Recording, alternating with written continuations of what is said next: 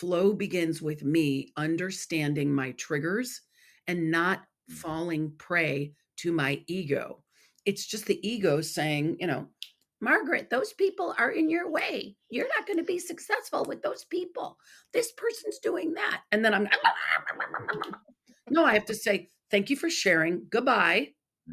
Who I am is that people are liberated, and that includes myself.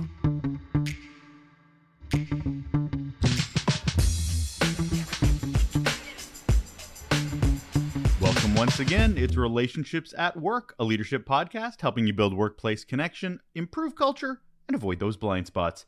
I'm your host, Russel Lolacher, a communications and leadership expert.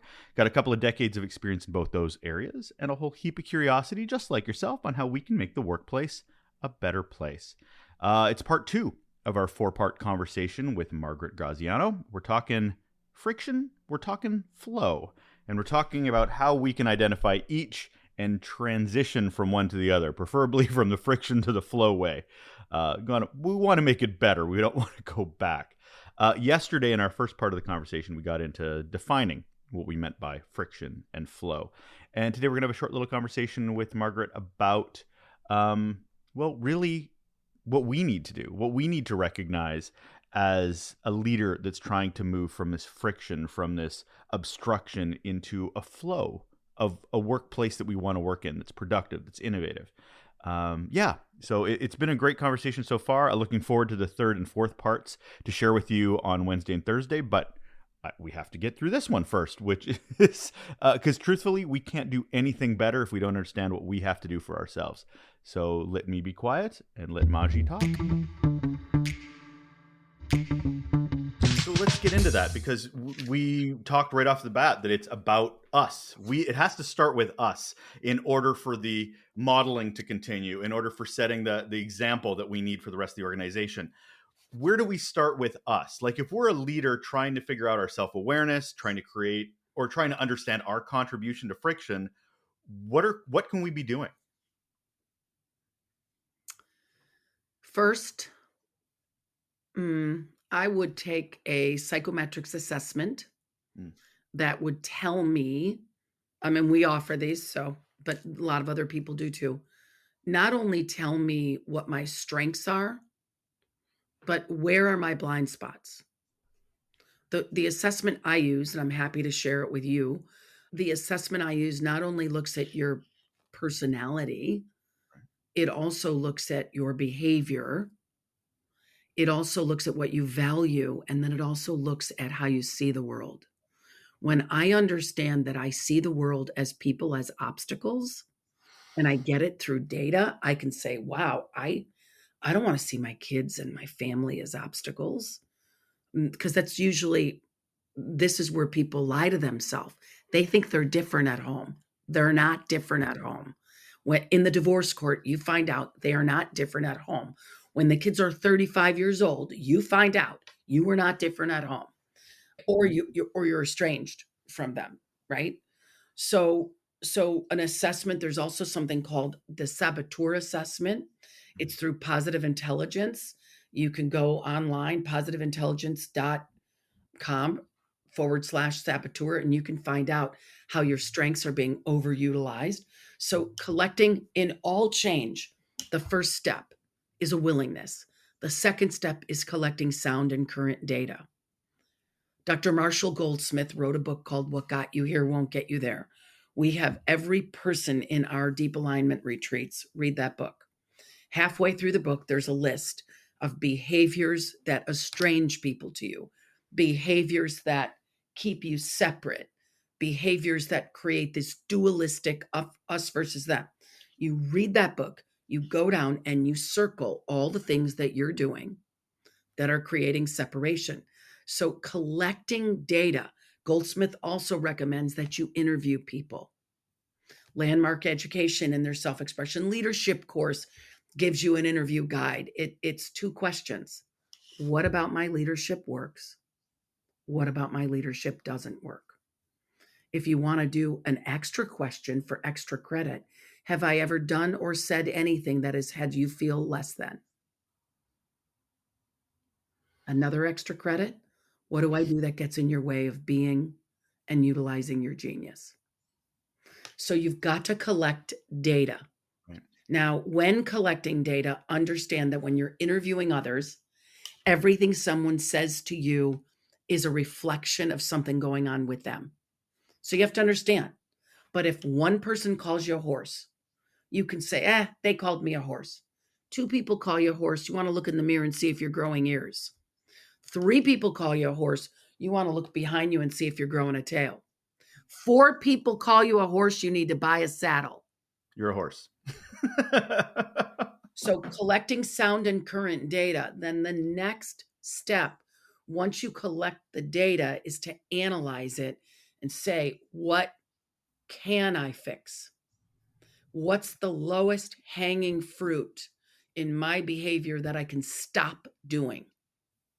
Then you pick five behaviors. Mm-hmm. Then you go back to people and you say, here's the things that I learned. Here's the 5 things I'm doing that don't work. I can't change them all. I'm human. It's going to take me a year to improve one behavior, but I want to work as fast as I can. Here's the 5 things. What do you think? What would make the biggest difference? You collect that data. Then you pick one behavior with 5 supporting ways of being that support that behavior. So let's say I make meetings uncomfortable for people, and the one behavior I'm going to improve is my behavior in meetings. I am going to create courage and engagement in every meeting. That's my behavioral improvement. What are the 5 things I can do? I can start the meeting with a weather report, a check in. How's everybody doing? Instead of, how's everybody doing? If you were a boat on the Pacific, Atlantic, Indian Ocean, what's going on the seas right now inside of you? People love that. At least you know everybody's in choppy waves. Mm-hmm. We need to calm down. You need to connect with people. So let's just say one of the first things is a check-in. Another thing is connection. Have everybody share a success. This is just to support, have meetings, put people in a state of courage and engagement. Then whatever you're talking about, your meeting should be one item. Don't interrupt, don't comment when people are talking. That's another behavior. Give people space. Acknowledge them at the end. I don't know, for everybody, it'll be different. But if you want to improve one behavior, you need 5 leading indicators that show people you are changing. And then you check in with them. How'd I do this week?